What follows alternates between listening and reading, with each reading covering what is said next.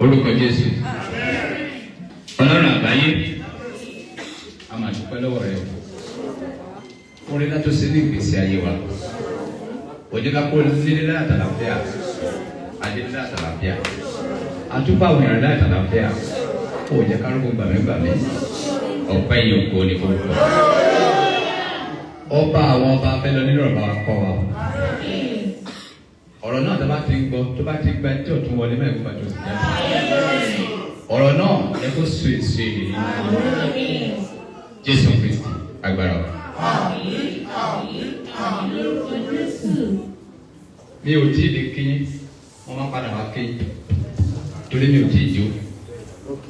Wọ́n máa ń kọ́kọ́ jó ní kí tó ṣe iṣẹ́ àwọn tí ó ní sẹ̀tà kéde. So ìwọ lọ́pẹ́ yẹ o, ìwọ ni ìyẹ o.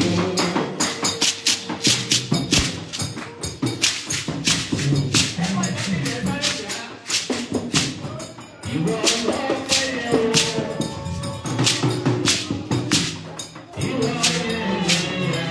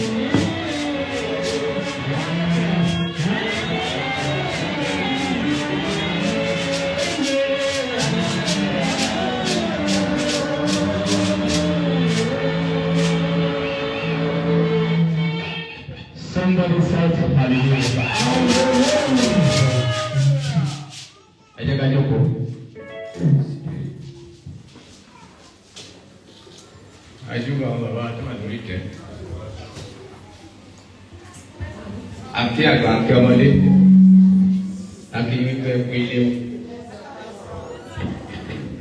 Ẹ bá mi bínú ni mo ní àti ìwé ilé o.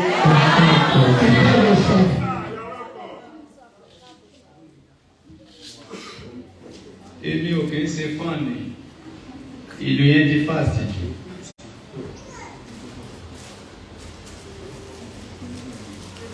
Tí a bá rí jójó yẹ ká sọ̀rọ̀ lọ.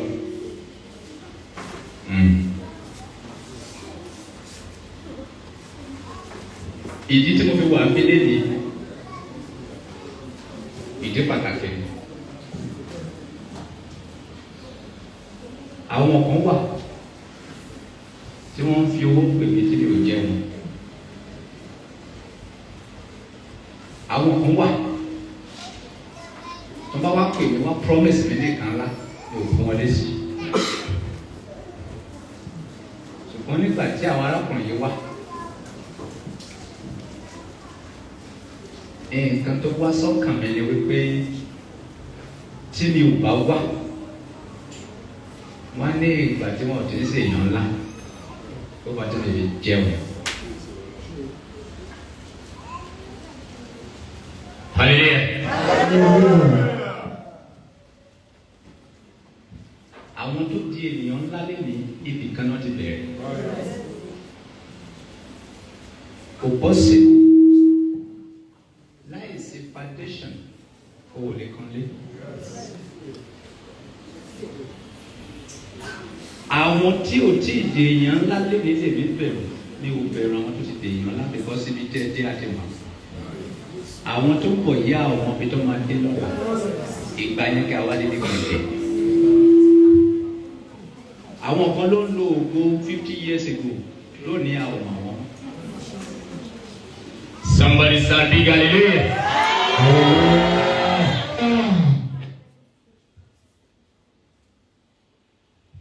Àjọ̀dún kí lẹ ń ṣe? Akọrin kí lè àkọrin àjọ̀dún náà? Ẹ̀kọrin tuntun sí Olúwa. Ẹ̀kọrin tuntun sí Olúwa.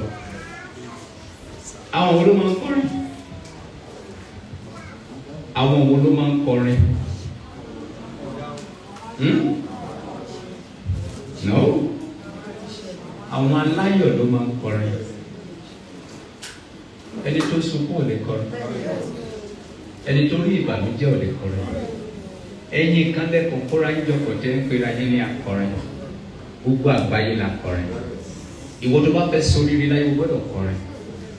Because orin máa ń múnú ènìyàn dùn. Nǹkan tó fà tí èsùn fi wọ Ọlọ́run lára nìyẹn. Torí èsùn akọrin ni. Bíbélì sọ wípé a dá èsùn pẹ̀lú ohun èlò orin. Díje jẹ́ ń lù lẹ́nìyẹn èsùn lónìí.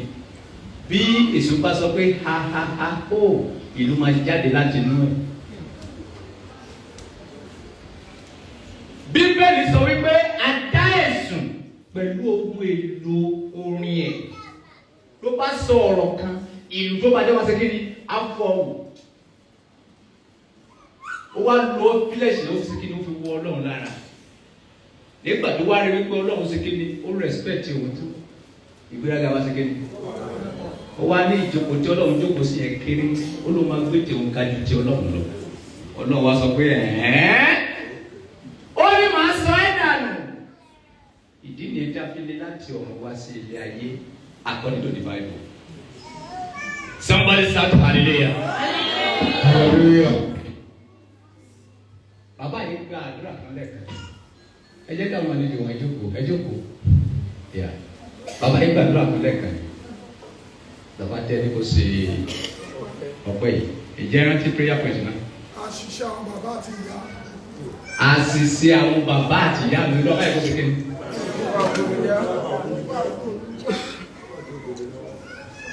Ọlọ́run ò ráyè àdúrà rẹ̀ lè dé.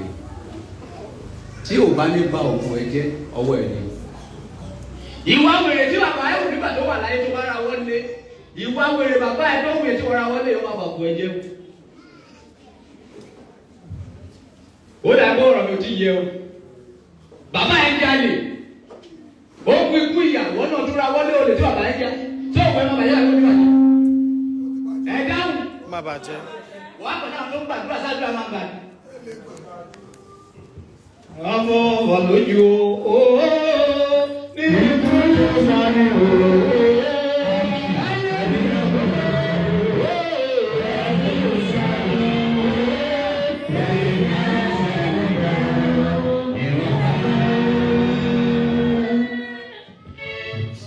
Àdúrà tó ní agbára jù ìwọ ló máa jẹ́ kó wá sí ìmúṣẹ. Ó wà lọ́wọ́ ara ẹ̀ fún ara.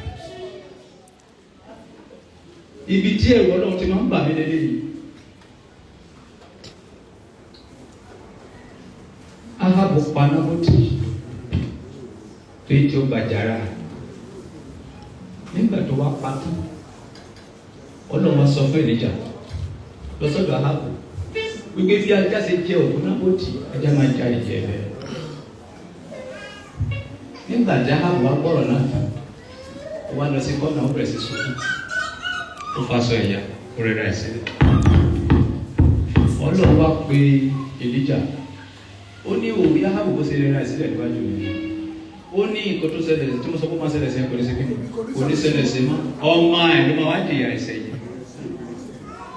Ó ṣe pa Nábótì gbé nìyẹn.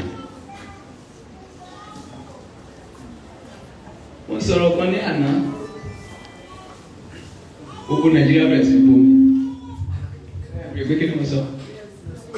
Mo ní kẹ́ gbàdúrà fún Tinubu. Kí ẹ̀mí ẹ̀kọ́ lè gbé. Wọ́n ní mo ti gba owó. Ẹ má béèrè pé kí ni ní ìdí ọ̀rọ̀ náà fi jáde. Ó mà ṣe o. Báwo ni Hámánì àti Mọ́dékáì ṣe dé? Ọ̀tá. Ipò tí Hámánì dé yẹn ta ló gbé débẹ̀. Tẹ́ bá ka Bíbélì ni ẹ máa mọ̀ wípé Hámánì ló gbé débẹ̀. Kálíkó ti kú ṣáájú ọjọ́ yẹn sí Mọ́dékáì máa lè dé kótó dé. Bíbí ó ti ṣẹlẹ̀ díẹ̀díẹ̀ o, ó ti wọ̀ díẹ̀díẹ̀ yẹn. Hallelujah, hallelujah. Bíbélì sọ wípé Hámánì ti jí dé àgbàlá ní aago 5. Ó fẹ́ wá fi ẹjọ́ Mọ́dékáì sùn wípé kí a gbé ọrùn Mọ́dékáì kọ́gi. Ọlọ́run ò jẹ́ kó kọ́kọ́ sọ̀rọ̀, ọba ló kọ́kọ́ sọ̀rọ̀.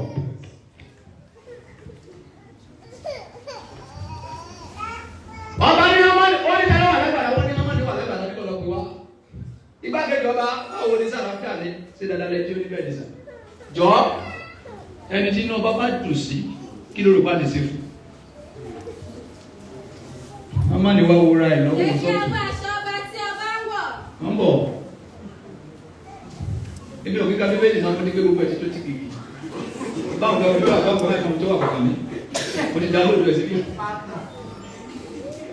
Wọ́n bọ̀ o, màá sọ pé gbogbo ẹ̀yin mẹ́sìn máa kojú wo lọ fún ibi tó wà yìí. Táwọn àwọn olùgbò lè máa ń gbé sáyé mọ̀, àmọ́ kó wà sàláàtì.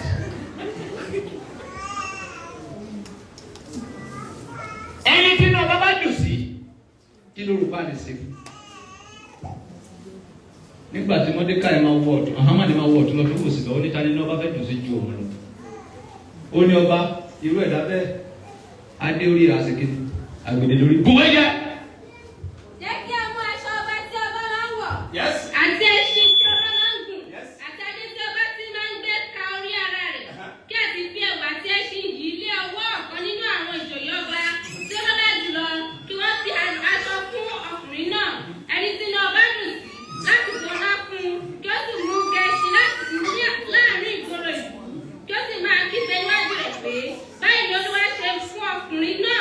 Ẹni tí iná ọba dùn sí láti gbọ́ná.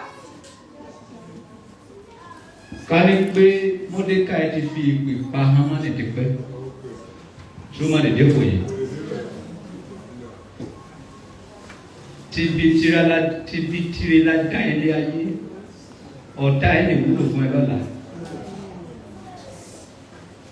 Ọ̀rẹ́ ó lè jẹ́ ọ̀tá ẹ lọ́la. Kò sí ẹni tí Ọlọ́run lè yí ìgbésí ayé ẹ̀ padà sí rere. Ẹ wo Sọ́ọ̀lù tó padà dé Paul. Kí ló máa ṣe tẹ́lẹ̀ tó bá ti wá sùn? A lọ gbé wọn á tì wọ́n mọ́lé apá ẹ̀mí. Sọ yẹ kọ́ lọ ń lò. Ó yẹ kẹ́ lọ máa ṣépè sọ Ọlọ́run pé kí ló tó fi lò Paul. Èyí tẹ́ sọ̀rọ̀ ayé di bí Ọlọ́run òjijì. Say you never say that you. Are you obedient to God? Kí wá ní tiẹ̀ láti máa ṣe ìdájọ́. Holy jìjì nígbà tí Jésù dé ọ̀dọ̀ Màríà torí kó dé àjẹsẹ́ lọ́yẹ̀ kó sọ pé kó kú dànù. Ó yọ àjẹ́ méje tó wà nínú ọ̀sẹ̀ kébí. Ó yọ kúrò. Ó tún ó ní kó máa tẹ̀lé o. Bíbélì kan kẹsàn ní Old Testament pé má ṣe jẹ́ kí àjẹ́ kó ṣe kéde. Ilé Jésù ò pa Màríà. Àjẹ́ mẹ́rin náà wọ́n ní. 7. Méje. Ilé Jésù ò pa yẹn. Ó gba ẹ̀mí yẹn. Ó sọ di ọmọ lẹ́yìn. Nígbà tí Jésù máa jíǹde Màríà lọ́wọ́ kọ́ rí. Gbogbo àwọn tó sọ fún wọn gbà bá àwọn ọmọ lẹ́yìn ẹ̀ tó kù. Gbogbo wọn ti sùn lọ fún òun ló jí débẹ̀ láàárọ̀. Báyẹ̀ pé àwọn tí àṣìṣe tí wọ́n ti ṣẹ̀ nígbà tí wọ́n gbọ́ ọbẹ̀ ìyá ẹ̀jẹ̀ ká ní wọ́n ti pa ẹ́ nígbà yẹn tó máa débi tó délé nì. Dáadé ò ṣàṣìṣe rí. Ẹ̀wọ̀n tó mọ́ dìde dúró. Tó bá àwọn ọmọ dìde dúró. Ó báwo ni Dábìdì sọ ni? Ó ní ìbáṣepọ̀ kí wọ́n máa ṣe àmì ẹ̀ṣẹ̀ dání ìbádúró nítorí ìdájí ṣe kí ni ó wà lọ́dọ̀ rẹ̀. Ọlọ́run ò kì í dárí jẹ́ everybody. Ọ̀dọ̀ ọmọ bá èèyàn sún ẹ̀ṣẹ̀ èèyàn síwájú ni. Ọlọ́run bá rí kó ronú padà á stop ẹ̀ṣẹ̀ yẹn lórí ayé sórí ọmọ. Ọmọ ètò bá wu ìwà wòlé bí títì ẹ agbèlè lórí. Ó ní Ọlọ́run owó níbi tí ń bèrè ẹ̀ṣẹ̀ bàbá lára ọmọ láti ràn kiri ilé ràn kẹrin nínú àwọn tó bá kórìíra mi. Ṣùgbọ́n àwọn tó bá fẹ́ mi èyí máa ń fi ẹgbẹgbẹ̀rún ojú oore àánú hàn fún wọn nínú àwọn tó bá fẹ́ mi. Gbogbo ẹni tó wá ṣọ́ọ̀ṣì àdúrà yìí máa gbà. Ó wà lọ́wọ́ ẹ. Ó wà lọ́wọ́ ta ni? Bá àdúrà bá máa ń gbà ọwọ́ ta ni? Bí àdúrà bá nípa ọwọ́ ta ni? Ẹnìkan sọ, mo lọ ṣọ́ọ̀ṣì yìí, àdúrà mi ò gbà. Mo lọ sọ́ọ̀ṣì léyìí, àdúrà mi ò gbà. Mo lọ sọ́ọ̀ṣì léyìí, àdúrà mi ò gbà. Ìwọ fúnra yẹra ẹ̀ ọ̀nà. Ẹ gbọ́, ṣé sọ́ọ̀ṣì àdúrà ti máa ń gbà ní? Àwọn tí òkè ló ti sọ̀rọ̀ báwo kí ló dé tó fi ń sórí rí? Ó dà kọ́ ọ̀rọ̀ mọ̀ yìí, àwọn tí òkè lọ sọ̀rọ̀ báwo ló ṣe sórí rí? Ìwà ẹni máa yẹ ká lóla kó ṣe kéde. Bẹ́ẹ̀ ṣe dé ṣọ́ọ̀ṣì yìí sì, tó bá máa jáde ẹ̀wọ̀ ẹni tó wà lẹ́gbẹ̀ẹ́. Bá a fòkèrè àwọn sẹ́yìn máa bọ̀. Orí kan tí alágbájá wà wá sọ́ọ̀ṣì látọ̀ ẹ̀sẹ̀ gan. Àdúrà lè máa gbà tàbí? Bíbélì sọ wípé ègbé ó ní ẹni tó bá gan tálákà olóògùn ẹlẹ́dàá rẹ̀. Kí ló dé wọ ọ̀pẹ mọ́ra pé àǹtí aṣọ kékeré yìí náà wọ̀ wá mọ́ gba 5,000 yìí kó lọ fi rà mí. O ò lè lẹ́kọ̀ọ́ èèyàn tó bà nínú jẹ́ o dẹ̀ pèrè lórí bàbá. Ẹ̀yin ènìyàn gbogbo kò lè bá fẹ́ sí láyé gbogbo lẹ́fẹ́ jẹ́ ó wà lọ́wọ́ yín Ọlọ́run ráyè tí yín. Ìjọ tí a ti bí ẹ láti parí lọ́nà ti parí sẹ́nu ayé ẹ. Ìwọ ló máa ọwọ́ ẹ tó bá máa ṣoríire ọwọ́ ta ni tó bá lè ṣoríire ọwọ́ ta ni ẹgbẹ́ ọ̀tẹ́ bá ń sọ wò jí láàárọ̀ ó gbọ̀nà skul lọ kí ló ṣiṣẹ́ fún ọjọ́ mọ́mí ẹ̀ fún ẹ lówó pé kó máa lọ sí skul wo yàrá náà lọ́wọ́ bá bá kú kí ta ló ṣiṣẹ́ fún tó bá wá dọ̀la mọ́mí ẹ̀ wá ń gbàdúrà pé orogún ìyá tó ń ṣe é tó fà tó fi mú gbó pé káyé ẹ̀ bàjẹ́ ọmọ bá yé ṣe wà tí mọ́mí ẹ̀ ìwọ fúnra ẹ̀ ló ṣe rà á kò sẹ́ tó ṣe é gbogbo ohun tó dà mí ní kọ̀kọ̀ ayé ìbò dà mí lábẹ́lẹ́.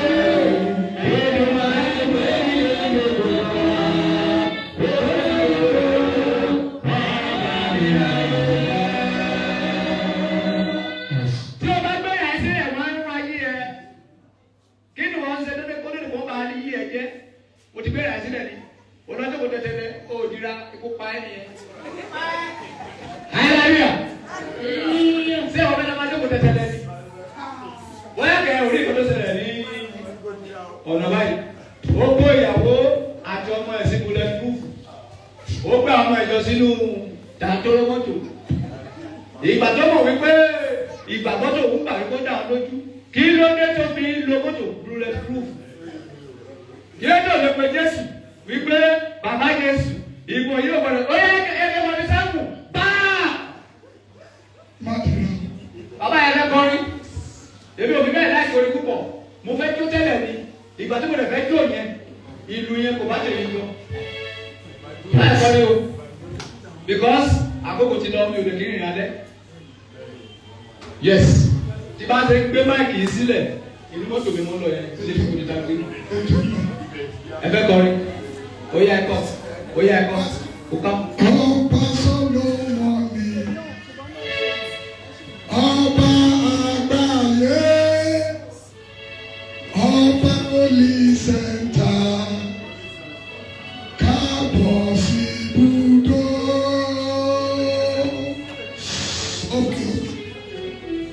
Okay. Oba Solomon ni ọba àgbáyé, ọba olùsẹ̀ntà, káàbọ̀ sí ibùdó.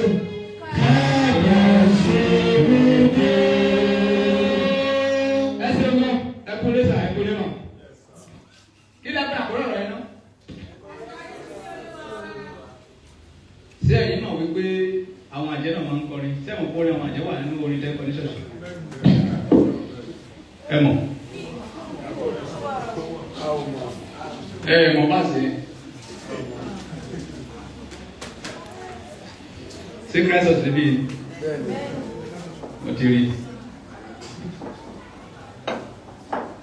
Ṣèbí ẹgbẹ́ orí sókè náà wà lórí ẹgbẹ́ òwe dání. Hallelujah.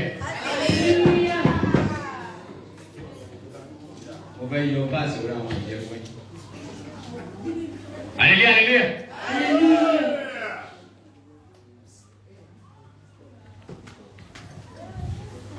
Ní ìgbà tí Jésù parí sẹ́ẹ̀ láyé ló fẹ́ máa padà sí ọ̀run according to the Bible.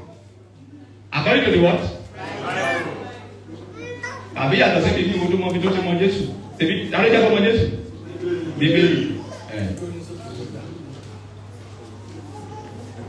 Nígbà tí ó fẹ́ sílẹ̀ kò tó fẹ́ wọlé. Ó ní ẹgbẹ́ orí yín sókè. Ẹ̀yin ẹni ọ̀nà kí ló mú wa wá àkókò ṣe kí ni?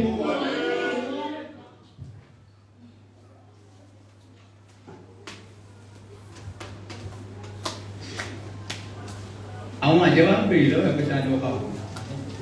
Who are you?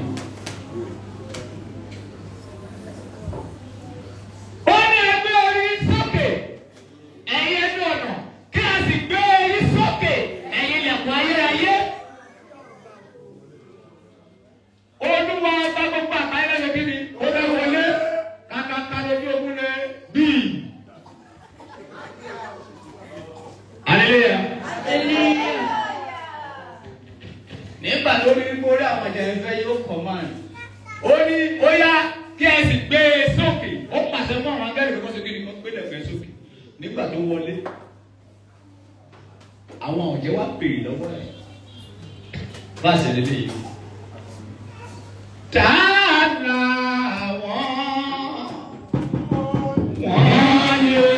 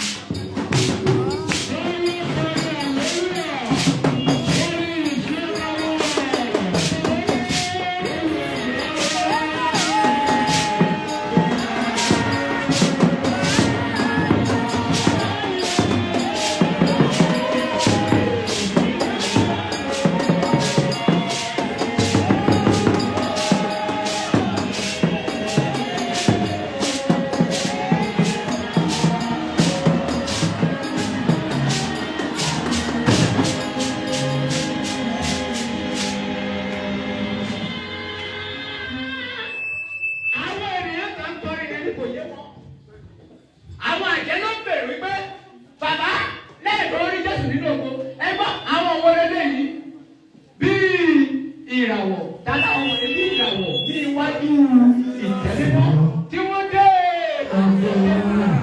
wọ́n pa orí yìí sí ọgbà wọn sọ pé ọgbà wa.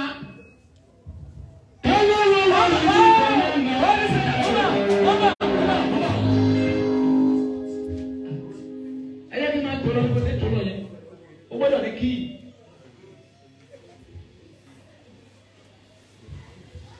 wọ́n bèèrè lọ Jésù wo wọn lẹ̀ wọ́n lójú pẹ̀lẹ́ kó wọ́n lọ sí verse 2 tala ti kọ́ mọ́nà tí a wọ̀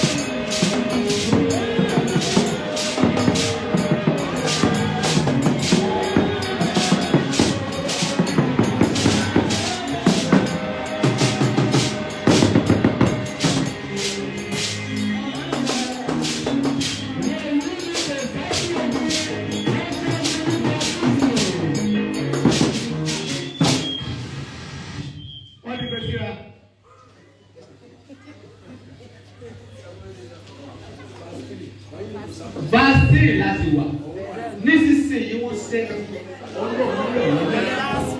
Jésù ló fi kárí lọ́rọ̀ kàdẹ́sìrì nínú ọ̀rọ̀ Jésù dá wọn lóhùn àwọn wọ̀nyí wọn fẹ́ sáfù ogun ká wọ́n ṣẹ́gun nípa Kristi wọ̀nyí lọ́kọ̀ wọ́n ti gbọ́ pé níbi ìdáwọ̀ bí kò wọ̀nyí ló ti fi àdúrà.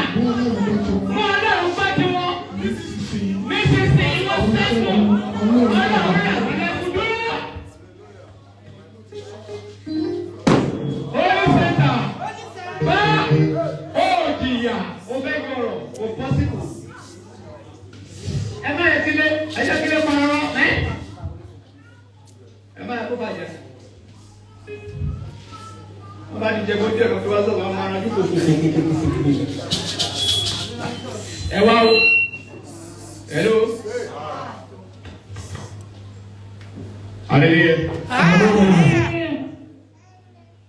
Àwọn àjẹlẹ bí àti wọn láàrin. Wípé ṣé kóòtù alọ́ọ̀nà tó ń kóòtù yìí. Ẹgbẹ́ wọn Jésù sọ. Jésù ló ní láṣẹ. Jésù ló sọ̀rọ̀ lọ́wọ́ ẹ̀. Wípé àwọn ọmọ ló ṣe kí ni. Now, àwọn àjẹ wa ń wò pé pẹ̀lú bá ṣe ní ẹ̀ tó nínú ayé, o tún lè ní ìjọba yìí. Kí ló fi dá wọn lóhùn ní passport? Wọ́n yíyan ọ̀gá wọn ti gbọ́ gbẹ́jú ìdáwó kíkọ́ o. Nígbà tí wọ́n wà láyé ń fi àjẹ wọn, ẹni wọn lára, ẹ̀sọ́ kó mọ̀ kí ṣe yìí ká. Wọ́n yíyan ti fi àdúrà àwọn náà ti wọ́n ti wọ́n. Kì í ṣàdúrà nìkan, wọ́n jà sí jẹun. Wọ́n jẹ kí ni? Jọ tó bá ṣe àgbo tó bá kó pọ̀ tó bá lọ sílẹ̀, kí ló máa ṣe sílẹ̀? Wọ́n ní gbàdúrà sí ni. Torí mo gbọ́dọ̀ máa láyé kì í ṣàdúrà nìkan àtijọ́ wà nínú tó padà sábẹ̀. Wọ̀nyí àwọn yìí ló ti fi àdúrà mú kí Ọlọ́run gbọ́ tí. Mú kí Ọlọ́run gbọ́ tó. Nísinsìnyí wọ́n ṣẹ́gun Ọlọ́run rẹ̀ wọlé. Wọ̀nyí ni ó ti ṣọ́ra tí wọ́n fi fẹ́ wọn fún Kristi. Wọ́n sì yára wọn sí mímọ́ láti sí ìgbà gbogbo. Wọ́n yára wọn sí mímọ́ láti sí ìgbà gbogbo dúró níbi dẹ́gbẹ́ yẹn. Wọ́n yára wọn sí mímọ́ láti ṣe kí ni? Báwo ló ṣe ń sìn? Ìyẹn ni òye ìlàjẹ. Bí wọ́n ṣe ń sìn ní wípé ká máa lùlù, ká máa jó, ká máa tàdí, ká máa forí kúnlẹ̀, ká máa káàdì sókè àlè. Ṣé ká gbọ́ bó ṣe ń sìn? Wọ́n bọ̀ máa ti kúrò síbi tó lé yìí. Jacob chapter 1 verse 27. Ká gbọ́ bó ṣe ń sìn. Jacob 1:27. Ẹ̀yẹ́ ká gbọ́ bó ṣe ń sìn. Sáré ìdálóka Jacob chapter 27 chapter 1 verse 27 kìló. Ẹgbọ́ ẹni sùn má kọjú. Ẹ̀yẹ́ ká gbọ́ bó ṣe sìn bóyá bó ṣe sìn lẹ́nu ọ̀nà ẹ̀ṣẹ̀ sí ẹ̀yẹ́ ká gbọ́. Ìsìn mímọ́ àti àìlérí. Gbọ́ mi hello ìsìn mímọ́ àti àìlérí. Ìsìn mímọ́ àti àìlérí níwájú Ọlọ́run àti bàbá ní èyí láti máa bójútó àwọn aláìní bàbá àti àwọn opó nínú ìpọ́njú wọn àti láti pa ara rẹ̀ mọ́ láì lábàwọ́n kúrò ní ayé. Ẹ̀sìn wọn ni láti máa bójútó àwọn àwọn akẹ́kọ̀ọ́ máa tún gbowó lọ́wọ́ oníṣọ́ọ̀sì. Abẹ́yẹn ogún ẹ̀ ní dáwó. Ogún òkè dáwó oníṣọ́ọ̀sì. Ọmọ náà ní bàbá mi dáwó. Kálọ́ kúrò yìí. Sẹ́ẹ̀sì wá bá tó bá yàrá yọ. Ìsìn mímọ́ àti àìlérí níwájú Ọlọ́run àti bàbá ní èyí. Ibi náà ti ka Bíbélì sí Old Testament. Ó dùn ní. Ìsìn mímọ́ àti àìlérí níwájú Ọlọ́run àti bàbá ní èyí láti máa ṣe kíni. Máa bójútó àwọn aláìní bàbá àti àwọn opó ní. Ọmọ aláìní bàbá ló ti yẹ kó láti pàṣẹ tó wá sọ́ọ̀tì. Onígbàgbọ́ ni mí. I'm a Christian. You are Joe Minabunat. You know the meaning of Christianity? You know it. That one sọ nípa Christianity. It's a thing tí gbogbo wa lè dé church. Gbogbo wa jókòó. Tálẹ́ ayé ẹrú jò láàrin wa. Ó yá jẹ́ gbogbo akásẹ̀ kí ni ká dáwọ́ sọ. Ó yá ká gbé sókè ká máa lọ sí dàbísẹ̀sì. Kí ni mo dábí ṣe? Ṣùgbọ́n ẹ̀bì ní kò yí pé ká forí gúnlẹ̀ ká só. Gbogbo ilé exercise. Ìlànà jumping, I am jumping. Ẹ̀sìn yẹn gángan, òun ní pé kó ṣe kíni kó máa ṣe àìnú kó o dẹ̀ pa ara rẹ mọ́ láì lábà wọ́n kó nínú ayé. Kí lè túmọ̀ kó para ẹ mọ́? Ìtumọ̀ ni pé kórúkọ ẹ má bàjẹ́. Ọba Solomon ló lórí àwọn oníyàwó kí ẹ má ṣe bẹ́ẹ̀. O lè mọ ọmọ o lè lo gẹ̀ẹ́sì o bọ̀ kí sí àwọn oníyàwó. Ọba Solomon ló lọ jáde. Ọba Solomon ló lọ ló wà níyà kí ẹ má ṣe kí kó má ṣe bẹ́ẹ̀. Kí o kó pa kí tó bá nìkan. Ìsìn mímọ́ àti àìlérí níwájú Ọlọ́run àti bàbá ní èyí láti máa bójútó àwọn aláìní bàbá àti àwọn opó nínú ìpọ́njú wọn àti láti pa ara rẹ̀ mọ́ láì lábàwọ́n kúrò ní ayé. ṣé orúkọ ọtí ìbàjẹ́ nínú ìjọ yìí ọ̀ká akọrin ti ó ní ní òkú pa lórí ìjọ. I'm a Christian. Mama Lodi and the Lord Jesus. Holy Spirit. Let me tell you something. Before you become a Christian, you need to read your Bible and understand. Ẹ̀sìn òsì nínú ká máa gbogbo. Ibi tí orin jẹ́ kọ́lé ní ti wájú ní sọ fún yín. Ẹ jọ̀ọ́, orísun orin jẹ́ kọ́lé ní. Dábìdì tẹ̀lé tẹ́ kásá mọ̀lẹ́ ní. Orin tó wọ́pọ̀ ń kọ, òun àtàkùntàn lójó ń kọrin. Òun àti màlúù tó sékìní. Ẹ̀yin màlúù mi, ẹ jẹ́ ká lọ sóko. Ẹ̀yin màlúù mi, ẹ jẹ́ ká lọ sóko. Ẹ jẹ́ koríko tútù. Ẹ jẹ́ ká dúpẹ́ fọba olùpèsè. Bó ṣe ń kọrin ẹni nígbò yẹn, àwọn kan sékìní. Ọ̀gá ẹ̀dẹ̀ ní pẹ̀sì. Gbìyì nígbà tí a máa tún àkókò láì mọ̀ wípé inú orin ẹ̀rọ lọ́rọ̀ fẹ́ lò. Ibẹ̀ sọ pé ẹ̀mí wèrè pàdé sọ́ọ̀nù. Àwọn tó ti gbá ìgbà tó máa ń kọrin ẹ̀ tó bá lọ sóko, wọ́n wá lọ sọ fún ọba wípé àkùrẹ̀ káwọn àwọn ọmọ Jésù ni, àwọn arẹwà ni, akíkanjú ni, ẹ̀mí ọlọ́sẹ̀kí ni, ó wà lára rẹ̀, ó dẹ̀ ń kọ sàpàtàrí orin.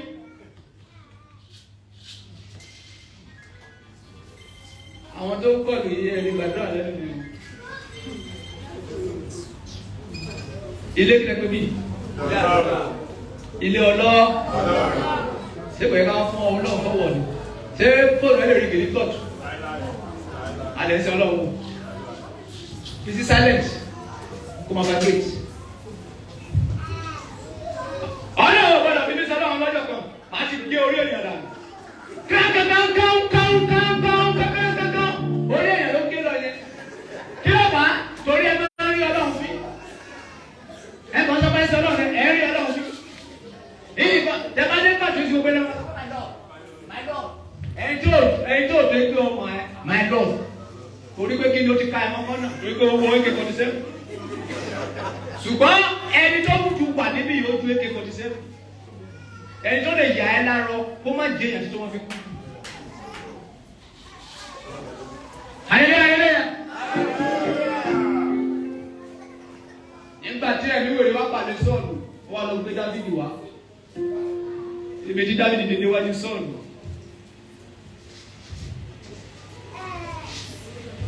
Tí ẹ̀mí wèrè tó wà lára Sọ́ọ̀lù máa kú ní Dáfídì báyìí.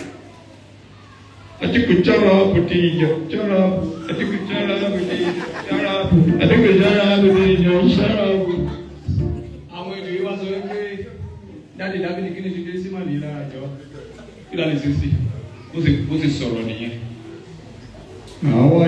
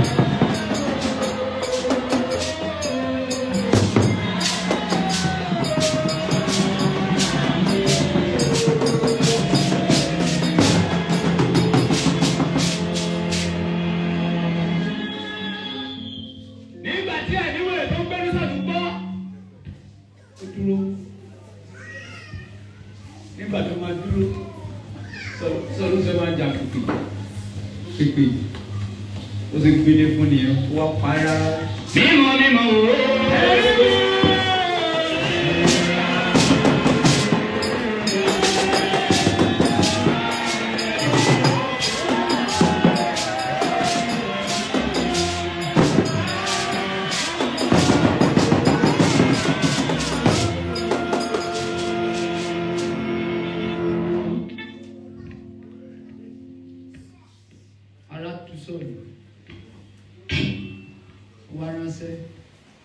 Jésì jọ ń lẹ́kọ̀ọ́ máa yẹ kó máa gbé lọ́dọ̀ rẹ̀ ní. Bíbélì sọ wípé Dáfídì lè di àgùntàn ẹ̀ lé ẹnìkan lọ́wọ́ ó sì ń gbé pẹ̀lú ọba ní ààfin. Sáàmù náà lè bá akọjọ rẹpẹtẹ nínú Bíbélì yìí. Inú oko ló ti bẹ̀rẹ̀. Kí nìyẹn kọ́ ẹ? Má rọra pé o. Akọrin tó ń kọ níbi tí ayé ò mọ ẹ̀yẹn tó bá tẹra mọ́ sì máa mọ̀ ẹ́. Ṣùgbọ́n tó bá lọ wọ agbádá agbó ṣiṣẹ́, tó bá lọ sáré kẹ̀kẹ́ kọlu mọ́tò ikú pa á. Ayé ìgbà jẹ́jẹ́. Ọ̀rọ̀ kan tó máa sọ fún àwọn ọ̀dọ́ ọ̀dì táyì ni wípé má bìlí pẹ́ nìkan ló máa ràn ẹ́ lọ́wọ́. Ìwọ àti Ọlọ́run ló máa ran ara ẹ̀ lọ́wọ́. Àwọn kan máa pè ní ọba ẹjọ́ ẹ connect mi. Connect ò ṣòro bí kò ṣe wípé kí ẹni tí a fẹ́ connect ẹ mọ́ ó láìkì ẹ̀rọ tó wà lára. Tí bá ti lè jó ọ̀dọ̀ Oba Solomon mo ti blow nìyẹn. Mo wá gbé e wá sórí íńtánẹ́ẹ̀tì. Mo bá sọ pé bòròróróróróróróróróróró. Mo ti connect ẹ̀ níbi tí connect ẹ̀. Ṣùgbọ́n ẹ̀bù ẹ kò sọ ẹ́ dolóríire torí pé kò dá ẹ lójú. Bíbélì wá sọ wípé bí ogun ìjà ò bá dájú má múra bí ogun. Ẹ̀bù tí o bá mọ̀ ni kò dúró lé lórí.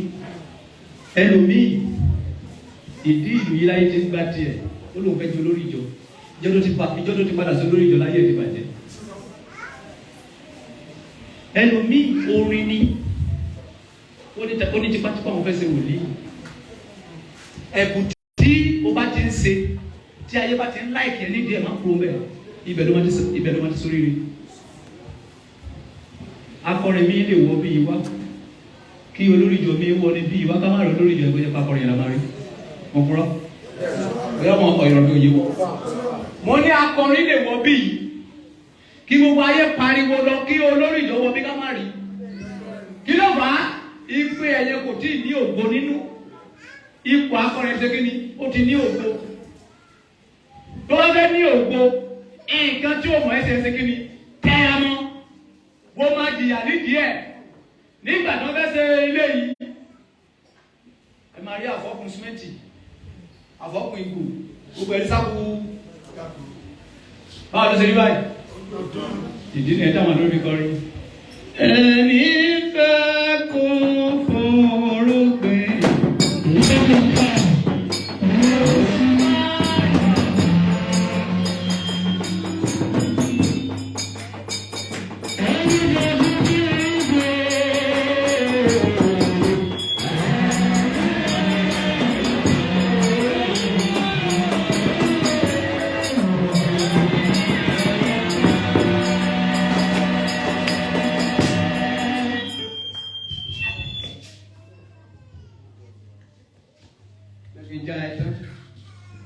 Tó bá ti fẹ́ kó fúrúkù yẹn lọ yá ara ẹ lọ́pọlọ. Kí ni mo wí? Àìjẹ́ bẹ́ẹ̀ ló irúgbìn ló máa kú sí. Oko ló máa kú sí. Àbí kò yẹ? Gbogbo holy center àràmádì tìránjú yẹn kí ìdí o. Kí ni mo gbé? Bí bá kàn débi nísìnyí bá lọ wí pé ẹ gbọ́ ọ̀rọ̀ Ọlọ́run ẹ pa òfin Ọlọ́run máa ẹ máa ṣe bí Jésù wọn ní dìdìrín wọlé. Ó lè sùn. Ṣùgbọ́n tí bá ń rajú máa ẹ pé ó ní sẹ́ńtà àbálẹ gbé ó ní. Yes. Owó òkú tó bá fẹ́ ṣe ó gbọ́dọ̀ ní kí ó gbọ́dọ̀ ní pákéjì.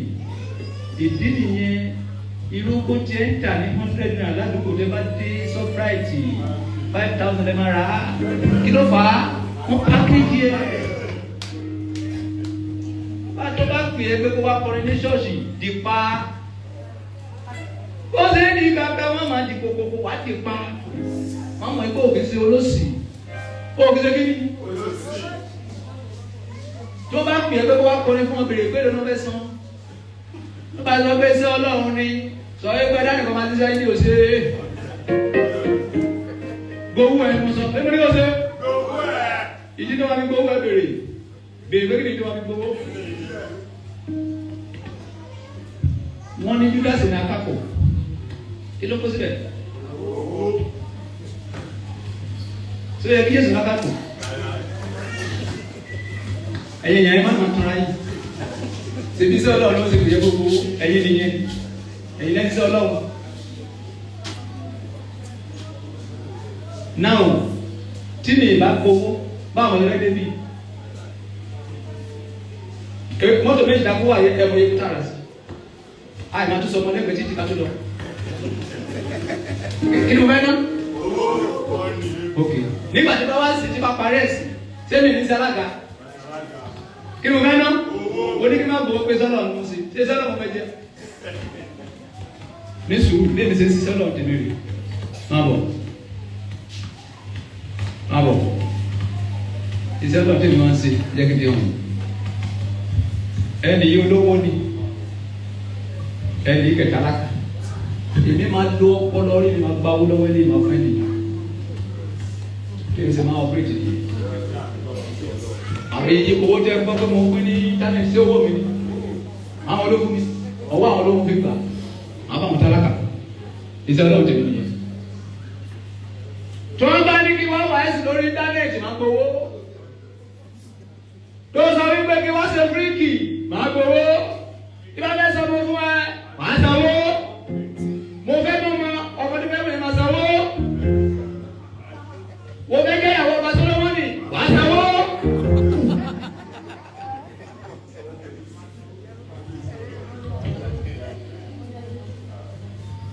Láti máa bójútó àwọn aláìní àti àwọn opó.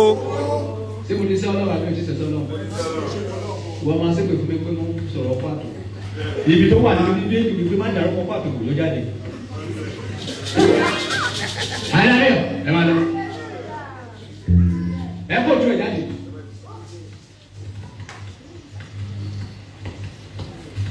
Ẹ̀yin ọ̀dọ́ tẹ́ ń ṣe àjọ̀dún ìdílé. Mo fẹ́ fún yín lámọ̀ràn mo ti lọ lé. Because alẹ́ ti lẹ́. Má bọ̀. Ẹ dúró, ẹ má bọ̀. Bí èèyàn bá promise mi kún ọdún mi ò gbàgbé. Ìgbà tó wá sọ́dọ̀ mi, wọ́n ní mo máa ní ìdí ọmọ méjì. Hallelujah. Wọ́n ní tí bá dé ọmọ náà dà. Hallelujah. Ẹni sùúrù ẹ má lọ mú ẹ jókòó. Hallelujah. Ẹni sùúrù ẹni sùúrù ẹni sùúrù ẹni sùúrù. Àwọn ẹni sùúrù. Hallelujah ẹ má pariwo. Ẹ farabalẹ̀. Tó bá yẹ pé lóòótọ́ ni àwọn ọmọ ẹ wà níbí. Kí àwọn ọmọ ẹ fún àwọn jáde ẹ má lọ mú wọn.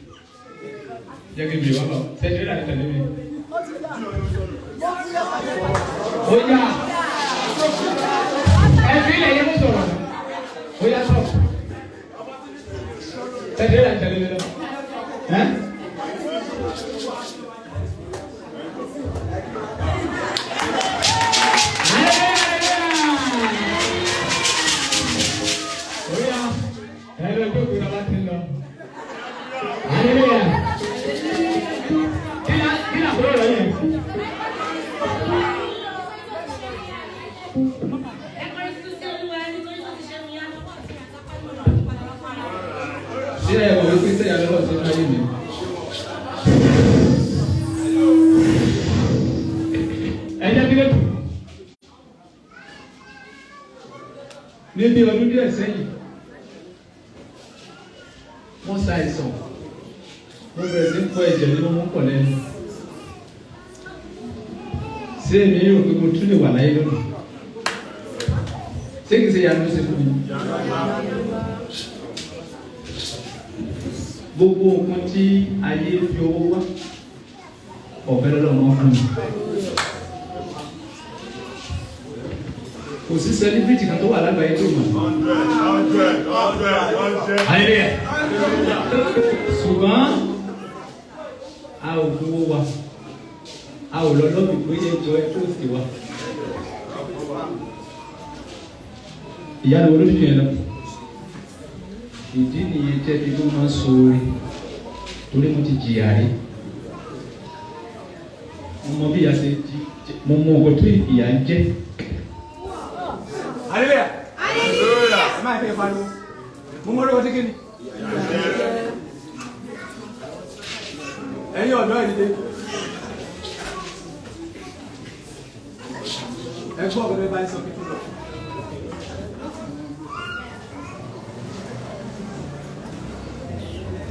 Mẹ́ka orí kejì ẹsẹ̀ karùn-ún.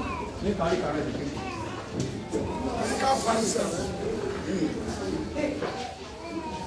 Mẹ́ka 5:7. Ìgbọ̀n mẹ́ka fún kí tó lọ ní. Yóò kù Jákọ́bù yóò sì wà láàrin. 5:7 lẹ́ka. 7:5. Ẹ má gba ọ̀rẹ́ kan gbọ́. Ẹ má gba ọ̀rẹ́ kan gbọ́. Kí ni a ní ká má ṣe? Èkejì ń kọ́. Ẹ má ṣe gbẹ́kẹ̀lé àmọ̀nà kan. Kí ni a ní ká má gbẹ́kẹ̀lé? Àmọ̀nà kan. Àwọn wọlé àmọ̀nà. Ọba Solomon, olórí ìjọ, gọ́ọ̀nà, president, DPO, commissioner, ẹ má gbọ́kànlé wọn. Ẹ má gba ọ̀rẹ́ kan gbọ́. Ẹ má sì ṣe gbẹ́kẹ̀lé àmọ̀nà kan. Wọ́n gbẹ́kẹ̀lé ta ni? Àmọ̀nà. Èyí ni aṣíwájú. Ẹni tẹ́ aṣíwájú mi wò tẹ́ yín wò bíi pé adéwájú ń rere ní nǹkan tó ń ṣe ní kọ́nà ó pàdé. Wọ́n gbẹ́kẹ̀lé àmọ̀nà kan. Pa ilẹ̀kùn ẹnu rẹ mọ́ fún ẹni tí ó sùn ní ọkàn àyà rẹ. Ó ní ọ̀rọ̀ tó lè báyàwó ẹsẹ̀ o. Ó ní ọ̀rọ̀ tó lè bọ́kọ̀ ẹsẹ̀ o. Pa ilẹ̀ rẹ mọ́.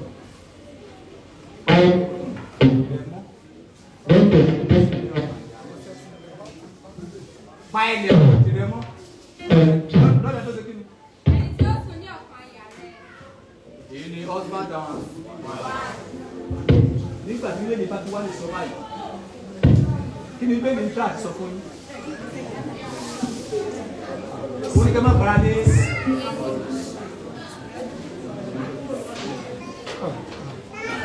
ẹ fi kí ni sí ìdàgbẹ́ parí program ẹ máa kó di stop kọ́ ni mo sì.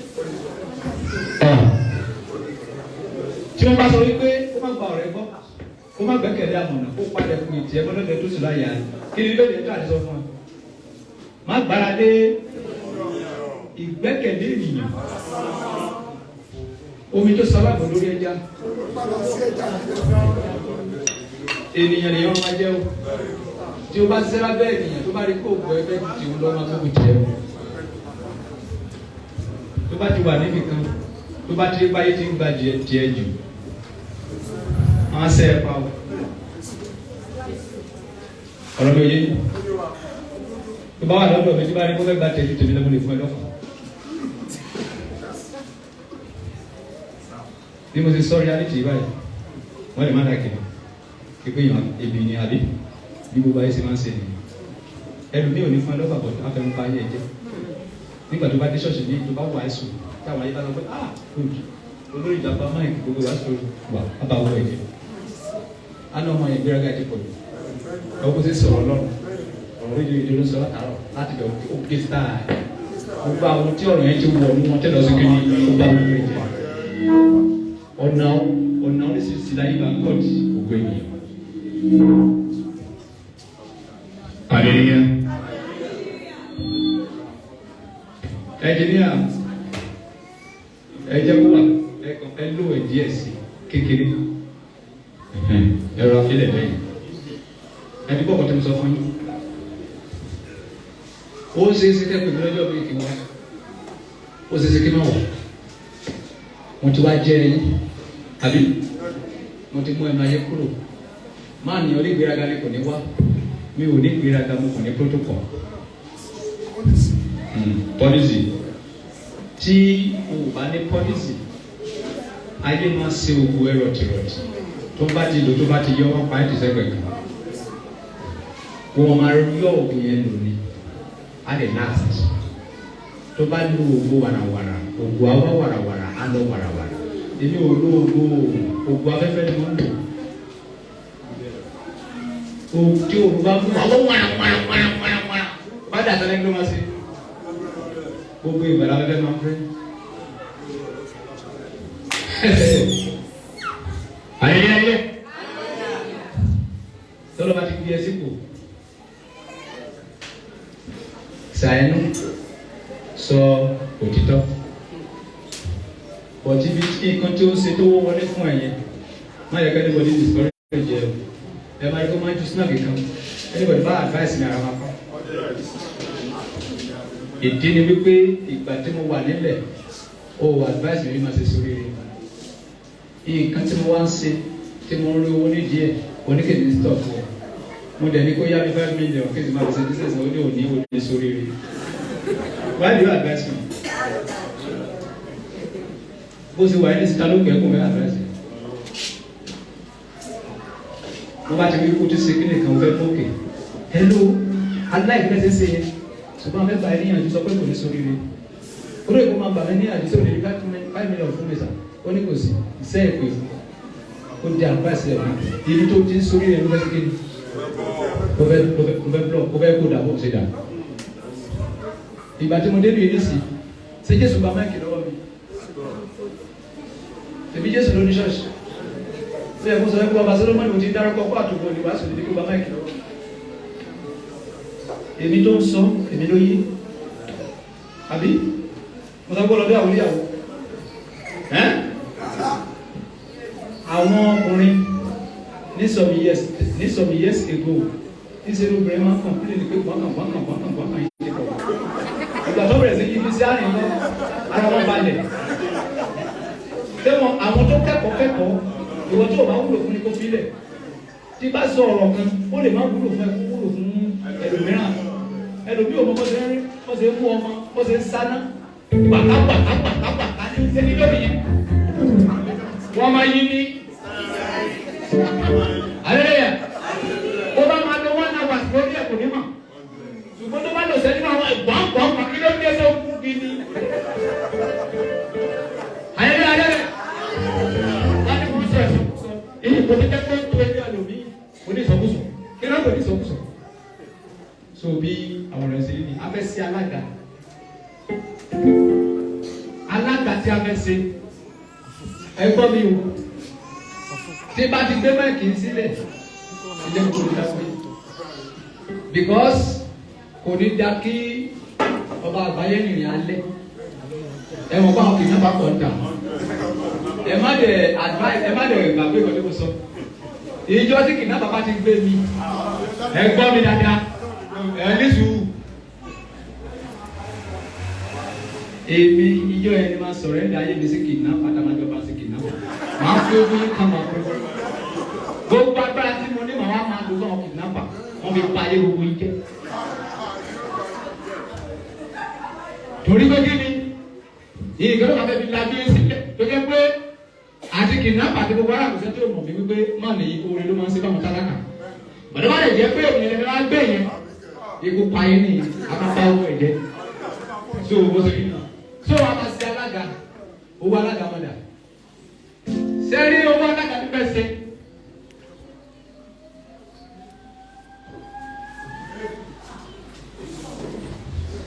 àwọn ìwé sọ́ọ̀sì ní fún wọn ní ọkọ̀ máa kú. ayẹyẹ ẹni sọ́ọ̀sì wọn ò ní ìdí owó ẹ̀gbọ́n mi ẹ̀gbọ́n bá ń sọ ẹ̀gbọ́n bá ń sọ ṣọ́ọ̀ṣì ẹ ò ní ìdí owó ẹ̀gbọ́n sẹ́rí ìjọ ti wá a ò ní ìdí owó wọn ẹni owó tá a bá rí ní ṣọ́ọ̀ṣì àwọn ọmọ ìjọba máa ń fún àwọn tí ò ní torí àti ṣe táìsì ṣọ́ọ̀ṣì àti kunlé owó afẹ́kọ̀ọ́ lọ sọ́nù káyẹ̀sẹ̀ máa kó ọ̀pọ̀ sápòtí èlò ìjọ ní sápòtí wọ́n ní 1 billion ó lè ní wọ́n fẹ́kọ̀ọ́ jẹ́ àbíyájà ọmọ ìjọ lè ní 100 million sákàntì kí wọ́n lè lọ́wọ́ ẹ̀sẹ̀ wọ́n fẹ́ àwọn olè ní wọ́n fẹ́ náwó ìwé owó tó wà lọ́wọ́ mi òun lè ní sí alága owó yẹn ni ò ní dárúkọ ẹ̀ ìdí ni wípé Bíbélì sọ wípé nǹkan tí ọwọ́ òsì ẹ bá ṣe Matthew 6:39 Matthew 6 àwọn verse 9 yes verse 10 ó yẹ ẹ̀mí láti verse 1. Yes. Ẹ má ṣe ìtọrẹ àánú yín níwájú ènìyàn kí a má bàa lè kí a bá lè rí yín bí ó bá rí bẹ́ẹ̀ ẹ̀yin kò ní èrè lọ́dọ̀ bàbá yìí. Kí ló ní ká má ṣe? Ọ̀rọ̀ yìí ẹ jọ̀ọ́ ṣe Old Testament náà ti kà onígbàgbọ́ mélòó ló tẹ̀lé. Oba Solomon ti fún wa ní 1 million mẹ́ta tẹ́wọ́ mú káàtó gbogbogbò pa. Ẹ̀rọ ń sọ pé òde lè mọ́tò ọ̀hún. Nígbà tó wá wájú onígbàgbọ́ tí nǹkan wọ̀nyí tí o ò ṣe o ò kì í ṣe onígbàgbọ́. Bíbélì sọ wípé ẹ máa kíyèsí gbogbo ohun tí mo ti pa láṣẹ fún yín.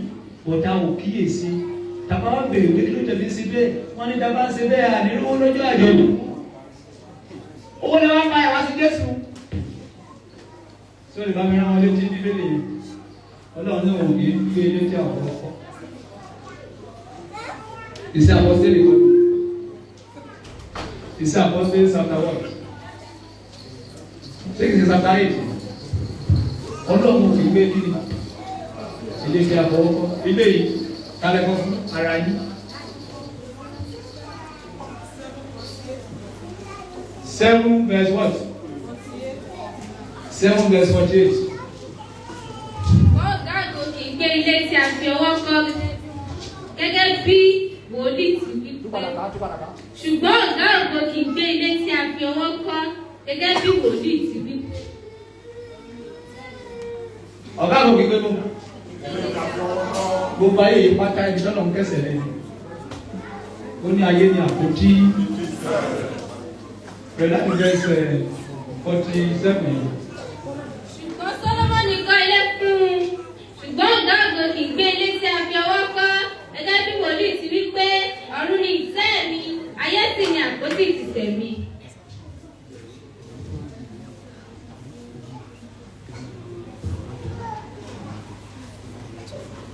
Ẹ̀yin boys mo ti mọ̀ pé ti pẹ́lẹ́ kó tó wà lónìí wọn bá wọn jáde wà fẹ́ kó àbí àdílé ẹ̀ gbọ́ pẹ̀pẹ́ bá ń sọ èmi máa ń kó ọ̀fà rẹ̀ mi o àdílé yà ẹni sùúrù o àdílé yà. Ẹ̀yin boys yẹn ẹ̀ràn ẹnìkan wá púpọ̀ ìta kí n fún ní kàlẹ́fẹ́ fún tí bá ti lọ sínú mọ́tò mi ní òfẹ́ rọ́ọ̀ṣì ní òfẹ́ kí ni ọmọ bára tì ní òlúwà lóògùn mi. Hallelujah ẹnìkan ló sí báyìí ẹni sùúrù mà. Hallelujah ẹ̀yin obìnrin ẹ̀rín nìkan wá.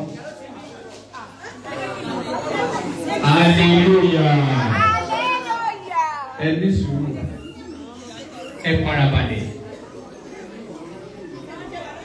ẹ gbọ́ mi o tó bá yẹ pé wọ́n nira ni mo fún yín ẹ bí ra bisikíìtì owó ẹgbẹ́ sẹ́kẹ́ kò sí oye tí wọ́n fún yín tó fẹ́ tẹ̀sí lórí ìfẹ́ ní gbogbo nǹkan àkànyọ̀ síra wa lọ́rùn àwọn celebrity hallelujah tí ẹ̀yin máa ń wò bí pé wọ́n lówó yẹn ọpẹ́lọpẹ́ fílítà ló ń gbé wọn ní kankan gbogbo ibi tí wọ́n ti ya fídíò yẹn wọ́n lọ rẹ̀ tiẹ̀ ní ìṣe wọn lórí ṣe bí wà ní wọn tó rówó ní san orúkọ nìkan ní wọ́n ní wọn lówó ẹ gbọ́ mi ẹ gbọ́ tó bá yẹ pé wọ́n rẹ̀ àmọ́ fún ẹ nìyí gbogbo ẹ̀yin boys ẹ̀kọ́ mọ́ wọn náà ẹ̀lọ́ bí ra bisikíìtì kẹsìkì kẹsì ìjọba mi sí kíni tó bá yẹ pé five náà mo fún màmá yìí kí gbogbo ẹ̀yin obìnrin kẹsì ìjọba sí kíni tó bá ti wọnú mọ́tò mi ẹ lè kí ni pé ó dàbọ̀ ẹ bá rọ̀ sí mọ́tò mi wà fún ẹ lọ́fà lórí mi gbọ́ mi o hallelujah ọmọ Ìjẹ̀bú lè mi ọmọ Ìkálẹ̀ ni mí bàbá mi ọmọ Ìjẹ̀bú ni ìyá mi ọmọ Ìkálẹ̀ Ìkálẹ̀ ni wọ́n dàgbà sí ló padà bí gbọ́ èdè Ìkálẹ̀ lẹ́nu ẹ̀yin bàbá tẹ́wọ́n wà ní ìjọba wọn fi náà pè ní Ìṣẹ̀ so ọmọ ìlú Ìṣẹ̀ gangan ni mí Ìṣẹ̀ Ìjẹ̀bú Òde Ìwòpín Ìṣẹ̀ ìkànnì wọn adóde omi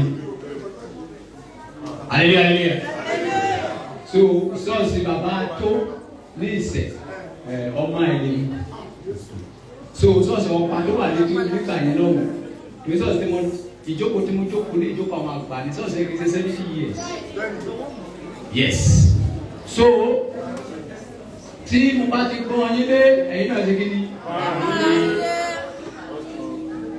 Respect is the reciprocal. So, gbogbo ẹ̀yin boys tẹ́ wà níbí ẹ̀ẹ́dẹ̀ẹ́dẹ́ dàmú. Ẹ̀ẹ́dẹ̀ẹ́dẹ́ kòtò. Ẹ̀yin ìyá tẹ́ wà níbí wọn ò nílé kó nílé ọkọ. Bí àdúrà yẹn bá máa gbà wà lọ́wọ́ ìwà yìí. Ní Ìkálẹ̀, wọ́n pè ní ìpadàkó lágbèrè àyèrè bó ṣe kówé nílò kákúwà ẹ̀rẹ̀ rán o ìwàdàkó lágbèrè àyèrè. Ẹnìkan ló jáde lọ́dọ̀ kan wípé Olúwa mi jọ afẹ́ lọ sí ìtajà náà pè ní lẹ́kọ̀ọ́ ọ̀gá ẹ̀sọ́ tó ní pè é lẹ́nu kú lọ́ọ́ fi wọ̀ ẹ́ nígbà tó bẹ̀rẹ̀ sí lọ lọ́nà tó kún jẹ́ tó bẹ́ẹ̀ débi tó ń lọ òjò pa wọ́n nígbà tó òjò pa wọ́n ayẹyẹ nígbà tí òjò pa wọ́n débi tó ń lọ wọ́n ti débi tó ń lọ tí ọ̀gá àti bàbá olówó sọ̀rọ̀ lọ ó bọ́ aṣọ ẹ̀ ó bẹ̀rẹ̀ sí fi ra iná ó lè gbẹ ẹnì ẹ wá sọ pé kí ló dé tí ẹnì yìí ṣe bí ẹrú yìí kẹ̀ sí ọ̀gá àdókè lẹ́rú àdókè lẹ́rú owó fúnra ẹ̀ nínú obìnrin tó bá máa gbélé ọkọ ìwà ẹni tí ò bá ní gbélé ọkọ ìwà ẹni ìwà tó ń wù nílé bàbá ẹ ò ní wù nílé ọkọ this life ìwọ tí o bá ti gbà fún Ọlọ́run wàá jìyà tó o bá gbà fún Ọlọ́run wàá gbà fún ìyà ẹ̀yin ọkùnrin ẹ máa jáde lọ látàárọ̀ kùtù ẹ máa bá a délé tẹ máa fọwọ́ họ orí ìyá lágbájá ṣèwòrè rọmọta àìrámapá ẹ o ó lóyún àlè bó ti sọjọ fún àbí ọmọ olórí ta ó bó òsì lọ látàárọ̀ lọta draft ó wá hàn rí pé ìyá lágbájá tó rí ọgbọ́n ọgbọ́n kí ní sẹ́kọ̀ọ́ lọ́ta sẹ́wọ́ kọ́ni kọ́ni kára mọ́sẹ̀ jára ó ń gbọ́ mi ẹ̀dùn sí mi.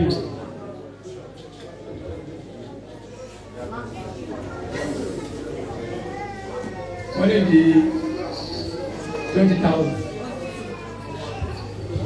Kábíyèsí. Ayé. Àwọn aláìní. Ilé wí. Ayé. Ẹ̀yin àgbààgbà jẹ́ wà níbí. Ẹ lówó jèmi lọ. Ẹ máa pè mí kí ni rí sí? Ẹ wo ikùn wọn kẹ́ wo kùn wọn. Ṣé dáná kan yọ kùn? Ṣé dáná kan máa yọ kùn? Káàkiri ní ọwọ́ wa ka owó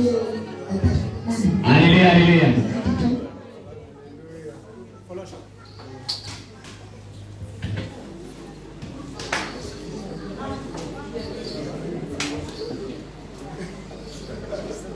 Hallelujah.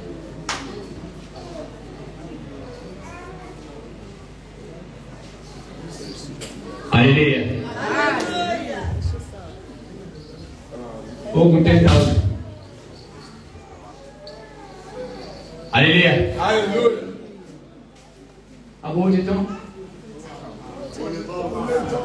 Hallelujah. Hallelujah.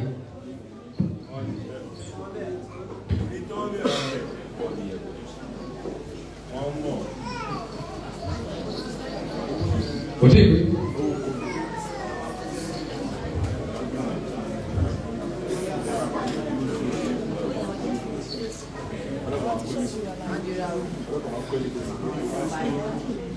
Bàbá ọdún ìjọ yìí dà. Ẹgbà ẹ̀yin lè ní kàmá bàbá tó wà ní pẹpẹ. Ẹgbọ́ mi. Alága tí mo ṣe. Ayẹyẹ. Alága tí a ṣe. A ṣe fún pé ẹ pè mí àbí ṣùgbọ́n wàá gbọ́ mi àwa náà máa ṣe àjọ̀dún ní ọ̀nà November wọ́n ti fún yín wò kí ni ẹsẹ̀ pẹ́ẹ́sì yìí àjọ ni tẹ̀lé ìwọ̀n fún àjọ ni ẹ̀wọ̀n fún àjọ ni hallelujah so ọlọ́run aṣẹ́gun fún wa òun ká ọjọ́ gbà ṣùgbọ́n ìgbà tó bá lè ṣe oyè òun ká ọ̀ṣẹ́ kéde but ìgbà tágbára ẹ̀ bá gbé ṣe ṣùgbọ́n òṣè rárá ẹ̀ ìpè máa jáde ṣé o bó ṣe rí nìyẹn ẹgbẹ́ kéde ìpè máa jáde wọ́n máa ń tó lọ ní. Ẹ̀ka tí wọ́n kábíyèsí. tí bá fẹ́ lọ ayélujára wọ́n máa ń jó wọn ní mọ́tò ayélujára ẹ̀jẹ̀ ọgbọ́n lè fẹ́ máa ń tó owó ẹ̀jẹ̀ kébì lọ fún kéèyàn má lọ dárí wò èmi máa ń jó ọ̀nà àti máa ń jó ọmọ tó yẹ. Wọ́n ti kó wọn. Ẹbí ní sẹ́yìn.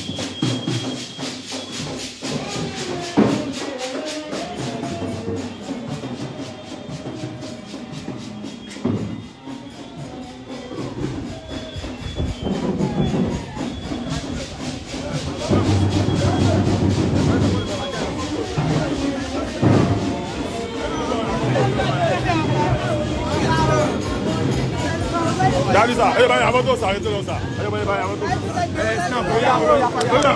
Ṣé o kọ́ mi yẹn náà?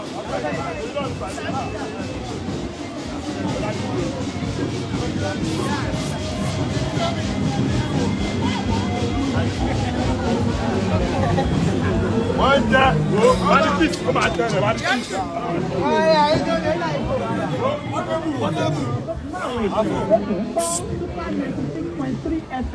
Àwa ni bàbá. Ẹ̀wẹ̀ tó ẹ̀wẹ̀ oníyan ni. Wọ́n láti kọ́kọ́ rédíò pàtíkalẹ̀ rí Ìjẹ̀bú Òde. Super FM àrùkọ́ rẹ̀ ń jẹ́ sẹ́ni tẹkísà ní tààkàn. Ẹjí kájọ kọ gbé rédíò náà lárugẹ. Ẹ̀wẹ̀ onílé iṣẹ́ ńláńlá. Ẹ̀wẹ̀ ọlọ́jà. Dédé ẹ̀wẹ̀ onífẹ́ràn àti kọ̀kẹ́ máa gbọ́ ètò rẹ̀ gún ọ̀nà orí afẹ́fẹ́. Ẹ̀wà polówó ọjà àwọn kájé bùgbàjẹ́. Àwọn orin àtùgbàdégbà. Ètò rẹ̀ yáyì tó ń táwọn ẹ̀wẹ̀ ìrìn lọ káàkiri àgbáyé. Ètí gómìnà rẹ̀ létí gbọ́.